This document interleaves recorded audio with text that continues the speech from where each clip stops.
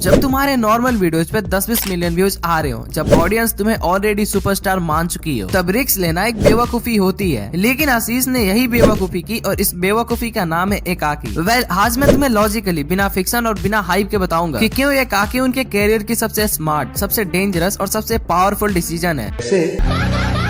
जैसा कि तुम जानते हो कि अब तक एकाकी के 2 चैप्टर रिलीज हो चुके हैं और दोनों को ऑडियंस की तरफ से काफी ज्यादा अप्रिसिएशन मिला है। हाँ, वो बात अलग है कि कुछ लोगों को ये वेब सीरीज उतनी भी बढ़िया नहीं लगी, लेकिन अभी फिलहाल हम उस चीज के ऊपर बात नहीं करने वाले। तीसरी पार्ट 21 दिसंबर को आ रही है, जो कि ऑलरेडी एक्सपेक्टेशन बिल्ड कर चुकी है और इसका क्लियर मतलब है कि एक्सपेरिमेंट फेल नहीं हुआ बल्कि ग्रो कर रहा है। क्योंकि जहाँ एक तरफ इस वेब सीरीज को लोगों की तरफ से तो प्यार मिल ही रहा है, वहीं दूसरी तरफ इंडिया के टॉप डायरेक्टर एस राजामौली ने खुद इस वेब सीरीज की तारीफ की है। तो देखो, पहली रीजन है कंफर्ट जोन को तोड़ना। मोस्ट क्रिएटर्स एक ही जगह अटक जाते हैं, जो चल रहा है रिपीट करो और जब तक चलने दो। आशीष ने बिल्कुल उल्टा सोचा। भाई, बंदे को एक चीज समझ में आ गई कि भले कॉमेडी रिस्पेक्ट दिला सकती है, लेकिन स्टोरी टेलिंग लेगेसी बनाती है। एकाकी के साथ आशीष ने क्लियरली बोला, मैं सिर्फ फनी नहीं रहना चाहता, मैं सीरियस कैरेक्टर भी बनना चाहता हूँ। और जो क्रिएटर्स ऑडियंस को सरप्राइज करते हैं, वो एल्गोरिथम से ऊपर उठ जाते हैं। इसका लाइव एग्जाम्पल बीबी की वाइन से। देखो, आशीष का ये स्टेप रिस्की था, क्योंकि अगर ऑडियंस रिजेक्ट करती तो इमेज डैमेज भी हो सकती थी, लेकिन फिर भी आशीष ने रिस्क लिया। और देखो, रिस्क ही कैरियर को नेक्स्ट लीग में ले जाता है। देखो, दूसरी रीजन ये है कि एकाकी कोई कंटेंट नहीं है, ये एक स्ट्रॉन्ग आईपी है।